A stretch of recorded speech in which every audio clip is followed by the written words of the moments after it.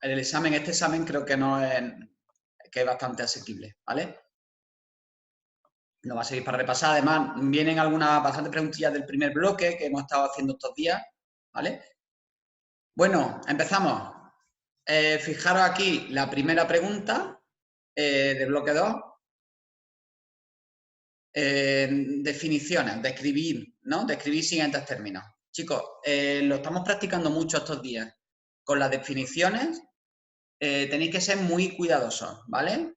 Entonces, vamos a hacer referencia a esas palabras clave que yo creo que es la mejor manera de que no nos olvidemos de algún aspecto que pueda ser importante, ¿vale? Mejor siempre pasarnos un poco que quedarnos cortos, ¿ok? Vale, empezamos con la primera. Dice transporte activo, ¿vale? Ya sabemos, hemos encuadrado transporte activo, donde tenemos que hablar de transporte a través de membrana. ¿Qué significa activo?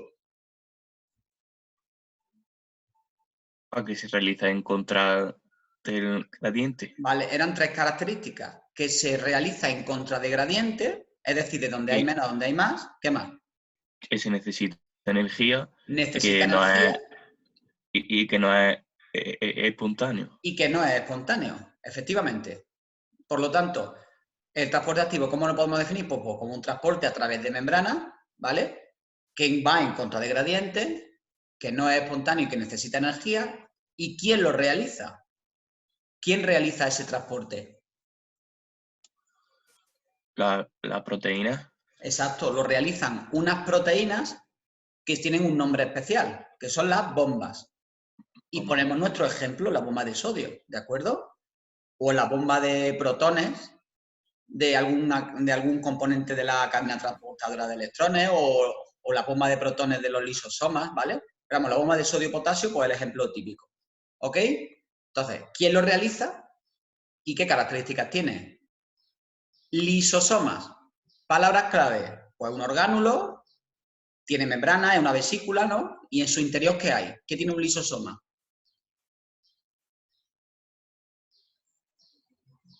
A ver, un lisosoma Proteínas catalíticas. tiene enzimas hidrolíticas, ¿verdad? Enzima hidrolítica. Que son hidrolasas ácidas, es decir, que necesitan un pH ácido, un pH óptimo ácido, ¿vale? Pues con todo eso, pues hacemos nuestra definición, ¿vale? Pues orgánulo membranoso, con forma de vesícula, en cuyo interior pues hay enzimas hidrolíticas ácidas, es decir, con pH óptimo ácido. ¿Y cuál es la función de este orgánulo?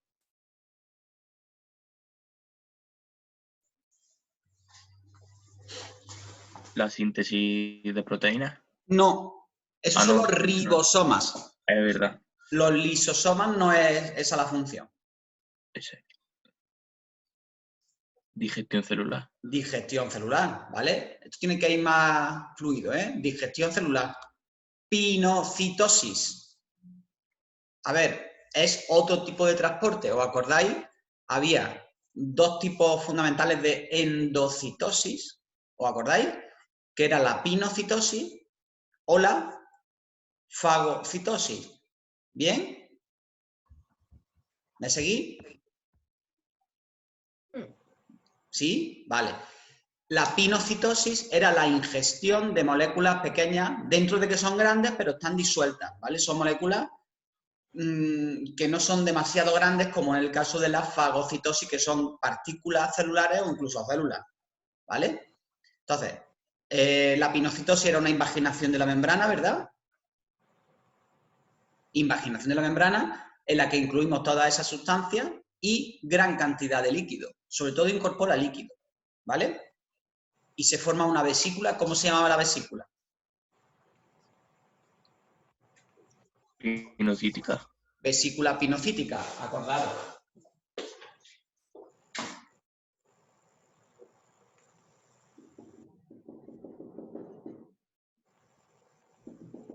Esta es la vesícula pinocítica, ¿de acuerdo? Que se ha formado por pinocitosis. En el caso de la fagocitosis, la célula emitía pseudópodos.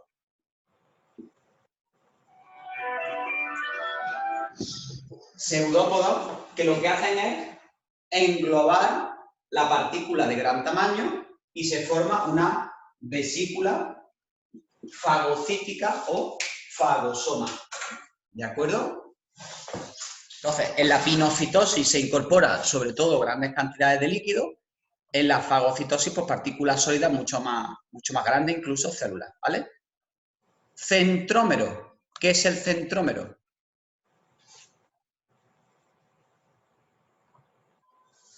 A ver, ¿qué era un centrómero?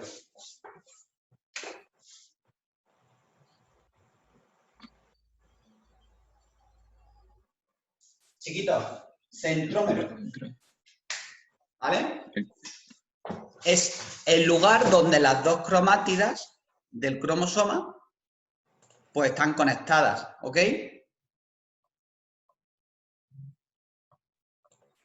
¿Sí? Centrómero. Hiperoxisoma, igual que hemos hecho con lisosoma, o un orgánulo membranoso, una vesícula, en cuyo interior, ¿qué tienen los peroxisomas? ¿Qué tipo de enzimas?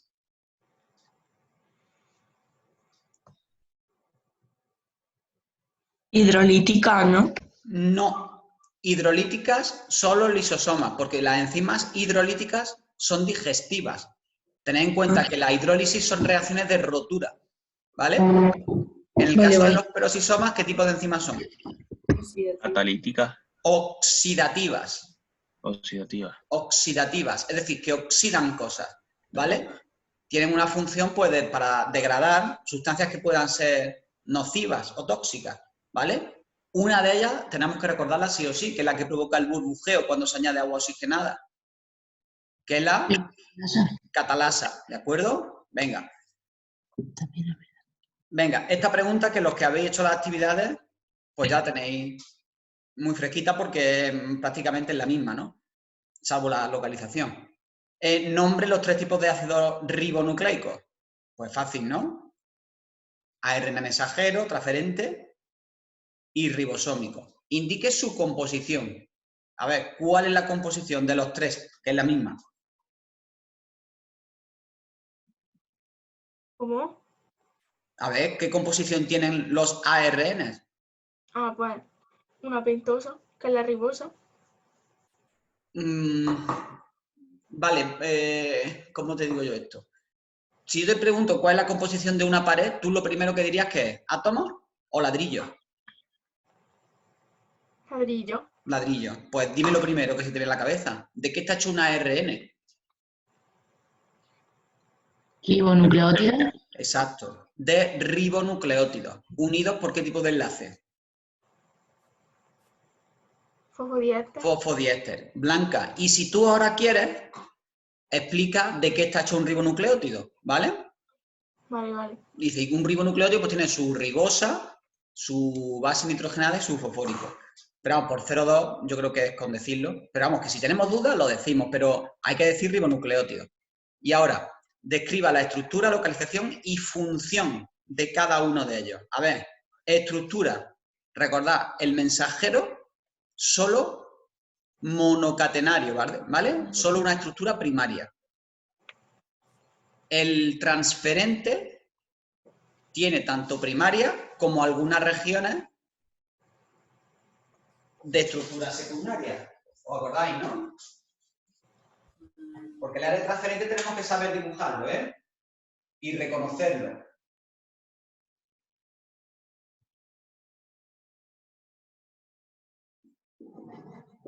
¿Vale? Con sus dos extremos y algunas regiones, ¿vale? Que son complementarias, que son zonas de doble hélice. ¿Vale? Alguna zona de doble hélice. Y ya que estamos, ¿cómo se llama el triplete de bases que hay en la parte inferior de nuestro dibujo? De una ARN transferente.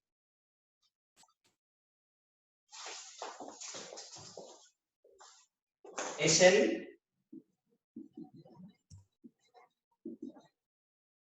el anticodón, ¿de acuerdo? que es la parte inferior que es complementaria al codón del ARN mensajero.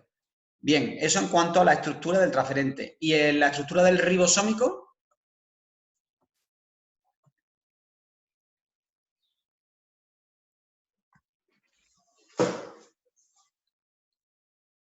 Chicos, yo no le estoy hablando aquí al ordenador, estoy hablando a vosotros. ¿No se me oye? Sí, sí, te oye. Ah, pues yo no Sí, oigo sí a te oye. vosotros.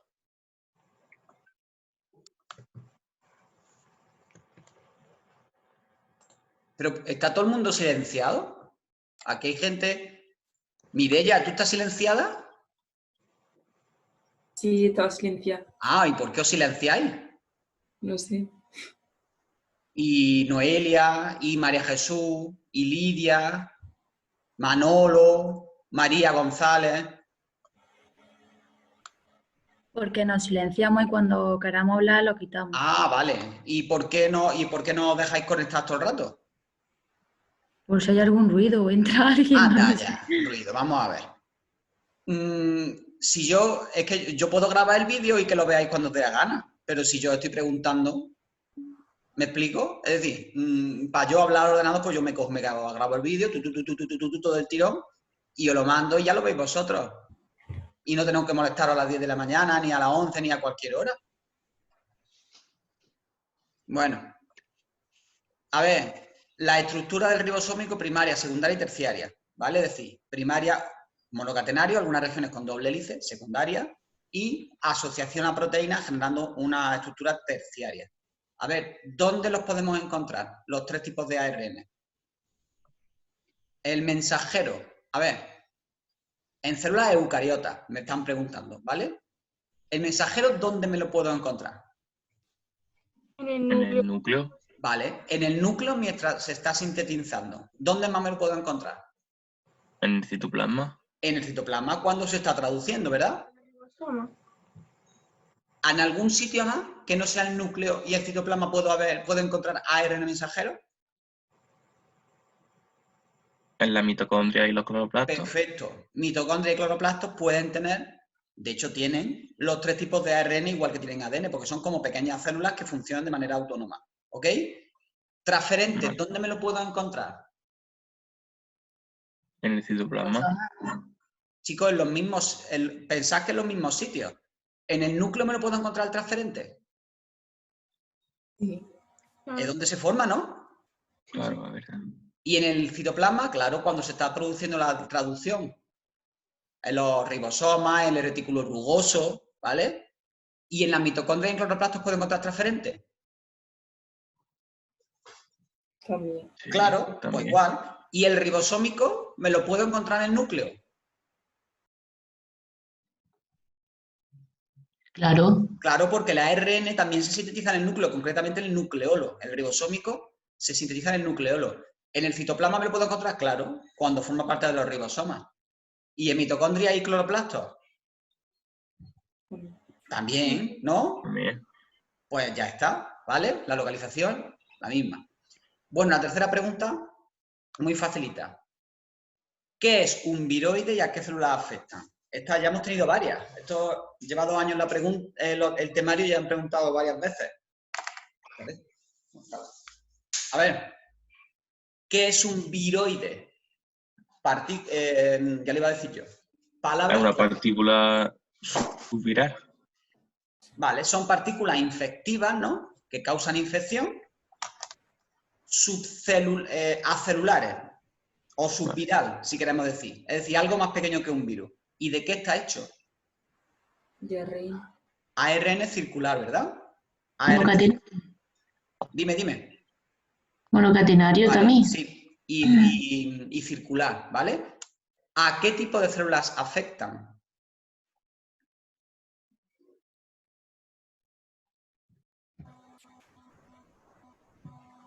A las vegetales, no a las plantas. Exacto. Viroides causan infecciones en células en vegetales, en plantas, células vegetales. Y lo mismo para un prión. ¿Qué es un prión? Pues una partícula infectiva subviral también, ¿no? Que están constituidas de ¿qué son químicamente? Proteínas. Proteínas anómalas, son proteínas anormales, ¿de acuerdo? ¿Y a qué tipo de células infectan o afectan? Animales. Exacto, porque causan enfermedades degenerativas del sistema nervioso en animales. Bueno, venga chicos, vamos a hablar del razonamiento. La 4 y la 5. A ver, el glucógeno. Dice que se encuentra en forma de gránulos dispersos en el citoplasma de las células hepáticas, ¿vale? En el hígado. Dice, tras una alimentación rica en pasta, estos gránulos son muy grandes y abundantes en los hepatocitos, es decir, en las células del hígado. Mientras que tras un día de ayuno o una carrera ciclista prácticamente desaparecen. A ver, proporciona una explicación razonada a estos hechos. A ver, ¿a qué se debe que cuando yo como pasta, los gránulos se hacen grandes? Y cuando hago ayuno, los gránulos se hacen pequeños.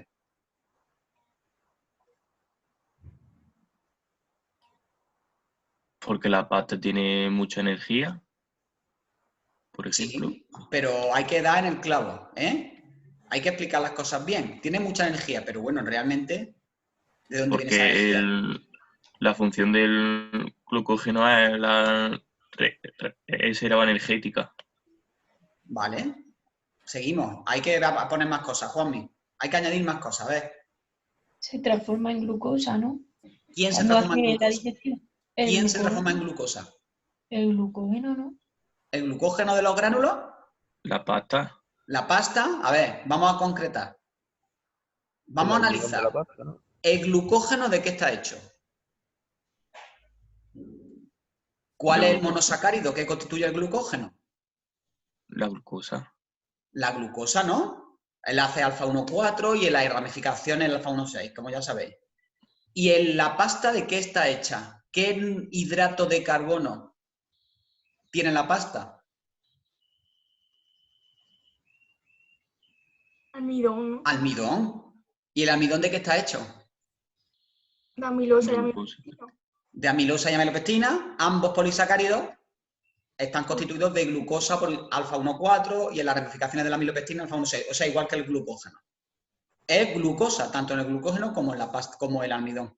Muy bien. Cuando yo como pasta, ¿qué pasa con el almidón? Pues que se descompone, ¿no? ¿En qué se descompone? Glucosa. La En glucosa. glucosa, y lo puedo descomponer porque tengo las enzimas necesarias, ¿no? En los jugos digestivos. Y la glucosa pasa a la sangre y llega al hígado. ¿Y en el hígado qué pasa con la glucosa?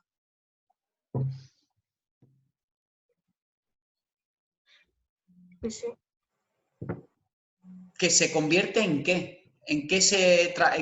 ¿Cómo se acumula la glucosa en el hígado?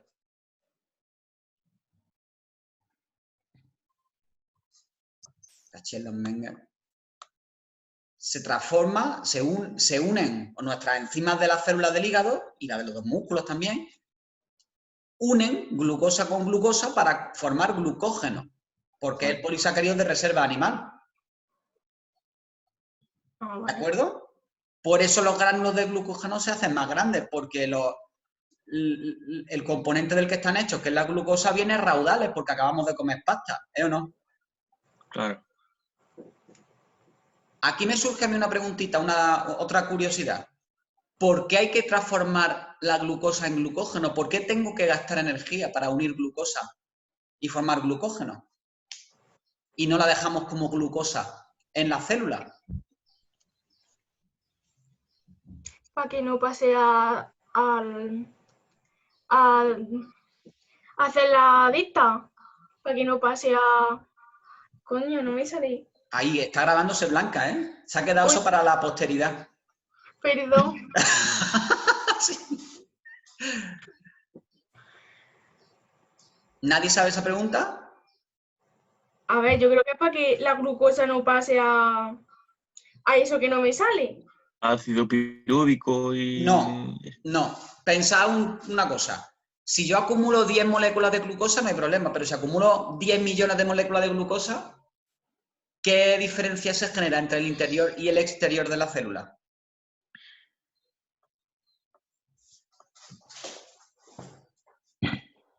¿Con qué tiene que ver eso? Empieza a salir de la célula por la concentración.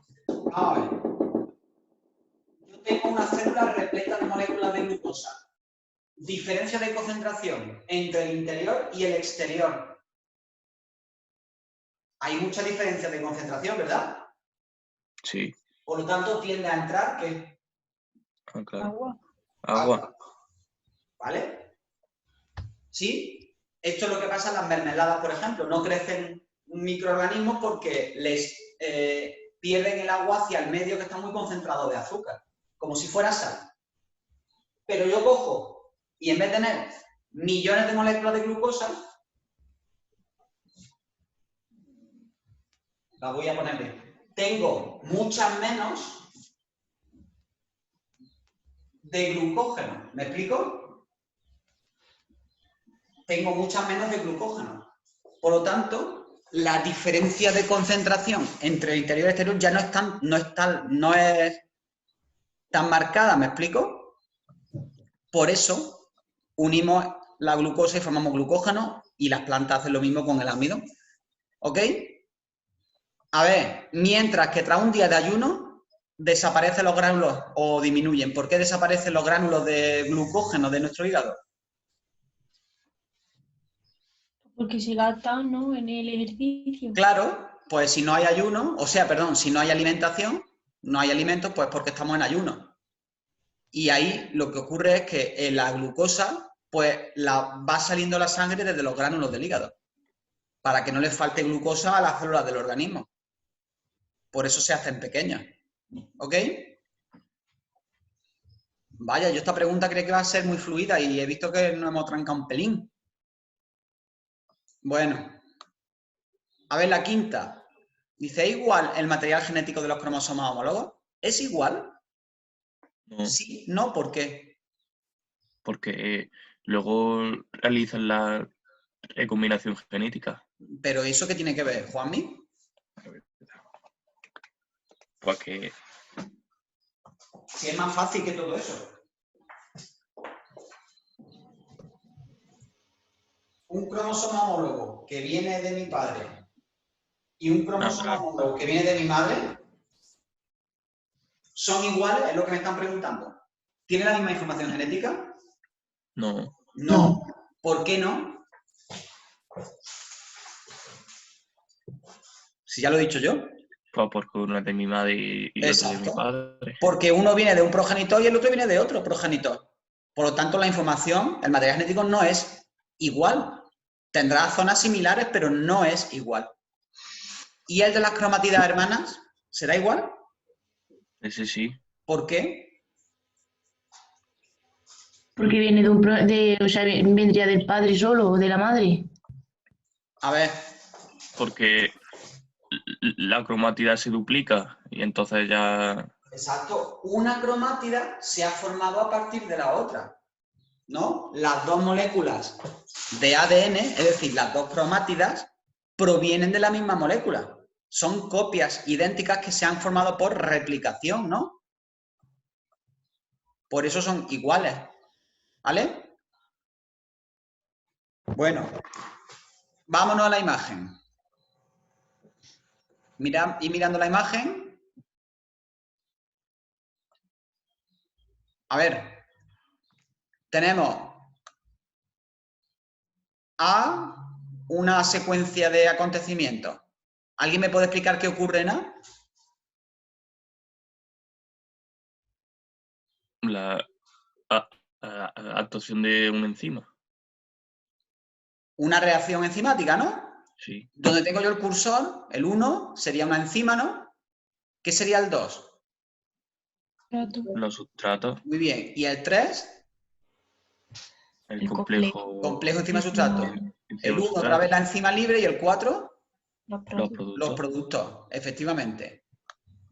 Bien. ¿Y la secuencia de abajo la ves? Inhibición competitiva, ¿no? ¿Por qué es competitiva? Pues porque el inhibidor se une al mismo sitio que el sustrato, en el Exacto. centro activo. Muy bien. El inhibidor, que es el 5, ¿no? Se une en el centro activo, ¿vale? E impide que el sustrato se una, por lo tanto, no se lleva a cabo la reacción enzimática. ¿De acuerdo? Bueno, lo de competitiva lo vamos a suponer nosotros. porque a lo mejor es irreversible. Lo que pasa es que no nos están representando una desnaturalización de la enzima. En fin, ahora vamos a ver las preguntas, ¿vale? Se une al centro activo. Dice, identifique los procesos A y B. Pues ya lo hemos dicho, una reacción enzimática, ¿vale? Y B, pues una reacción enzimática con inhibidor. Y los números de 1 al 6 ya lo hemos dicho todos, ¿no? Ninguna duda ahí.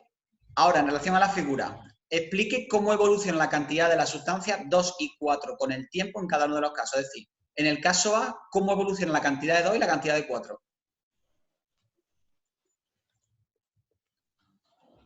Venga. Pues en la primera el sustrato es mayor, ¿no?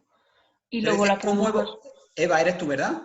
Sí, Eva, ¿cómo evoluciona la cantidad de la molécula 2 con el paso del tiempo?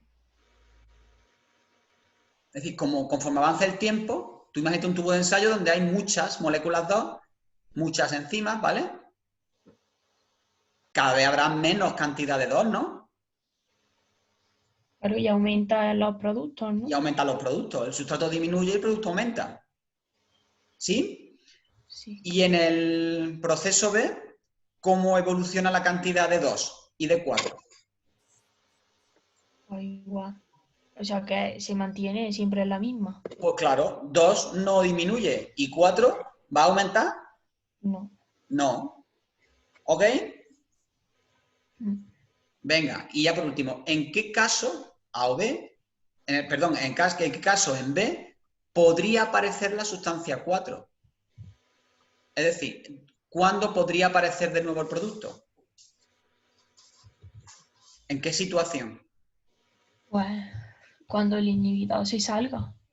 O sea, ¿Cómo? que sea reversible, ¿no? Muy bien. Si es reversible, sería competitiva, obviamente. Si fuera reversible, pues podría aparecer el 4, ¿verdad? Y por ahondar ahí, ¿qué podríamos hacer? Aumentar mucho la cantidad de ¿qué?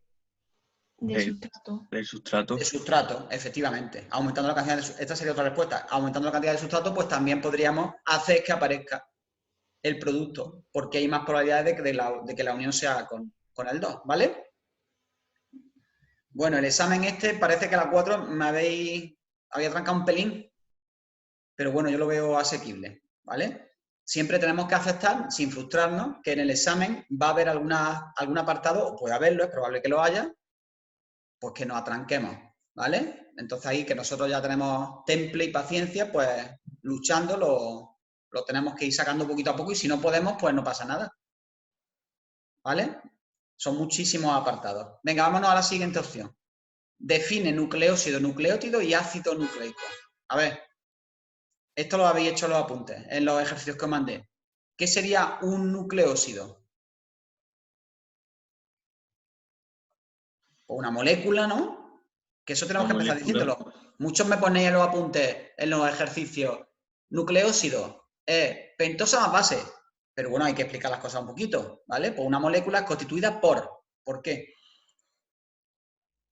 Por una Una pentosa y una base nitrogenada. ¿Y cómo se unen? Pues yo qué sé, por añadirlo. A través de un enlace glucosídico. Glucosídico, muy bien. Nucleótido, pues es la unión del nucleósido, si queremos, con el ácido Un fosfórico ácido fosfórico. por enlace. Este. Muy bien. ¿Y ácido nucleico? Pues una molécula constituida por muchos nucleótidos unidos por un enlace fosfodiéster. Perfecto. Pues una molécula, un polímero, una macromolécula, una molécula grande, ¿verdad? Que es un polímero de nucleótidos, que están unidos por enlaces fosfodiéster, aunque luego me lo preguntan. ¿Qué tipo de enlace une a los nucleótidos? Bueno, y ahí en ácido nucleico podemos decir también pues, que puede ser ADN o ARN, ¿vale? ¿Qué tipo de enlace une a los nucleótidos entre sí en la cadena lineal? ¿Qué tipo de enlace? Fosfodiéster. Fosfodiéster. Y esta pregunta que es muy chuli también, y además que me la puntúan bastante. Dice, indique la diferencia en composición, estructura y función entre el ADN y el ARN. ¿Vale? Vamos a empezar. En composición, está claro, ¿no? Por dónde va la pregunta. que el ADN posee una exosirribosa y el ARN una ribosa. Vale, Juanmi, yo diría, ¿vale? Que los nucleótidos de ADN, ¿vale? Tienen desoxirribosa como pentosa y timina y las otras 3 bases, ¿no? Y en el ARN es ribosa la pentosa y las bases es uracilo y las otras 3 que ya sabéis, ¿de acuerdo? Hace referencia a la pentosa y a las bases. Estructura, a ver, ¿qué estructura tiene el ADN, la molécula de ADN? El ADN es una Sí, doble hélice. muy bien. ADN es una estructura secundaria, que es una doble hélice, ¿verdad? Y el ARN es una molécula formada por ¿cuántas cadenas? Por una. Por una. Es decir, el ADN es doble cadena con su estructura elíptica. Y el ARN es una cadena. Que no quita que en algunas regiones se hagan acoples, ¿no? Por complementariedad de bases, pero de forma general es una cadena. ¿Vale? Venga, chicos, definiciones y cortamos. Cuando cortemos, miraros las de razonamiento, ¿vale? Para llevarla un poquito preparada. Mientras esos 5 minutillos. A ver, cinetocoro. ¿Qué era el cinetocoro? Son unas proteínas que se acoplan al Uso mitótico. centrómero. Sí, al centrómero Y de ahí- y al uso mitótico, ¿verdad? Sí, Perfecto. Cinetocoro, estructura proteica de cada cromátida, ¿verdad? Que está conectada al centrómero, ¿os acordáis?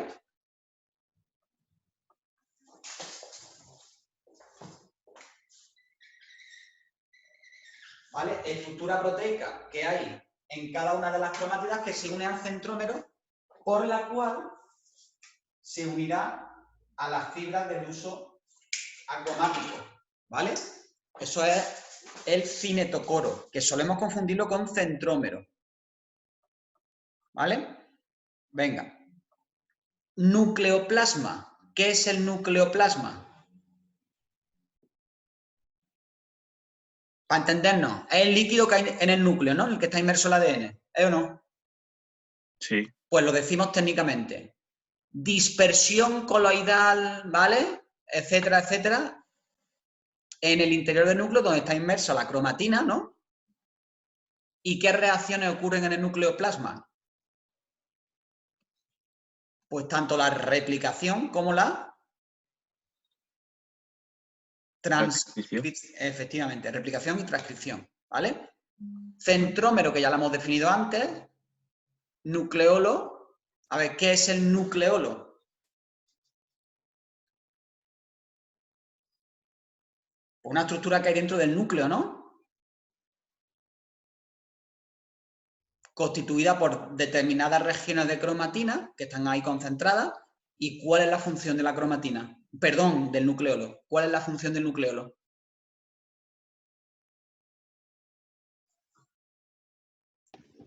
¿Qué sintetiza el nucleolo? Las unidades ribosómicas, ¿vale? Y por último, el telómero.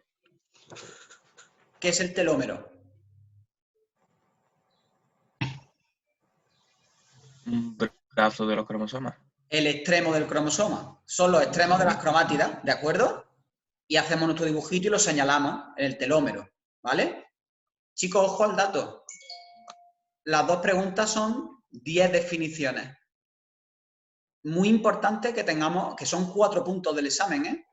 Definiciones. Bueno, miraros el razonamiento corto, ¿vale? Transformo el vídeo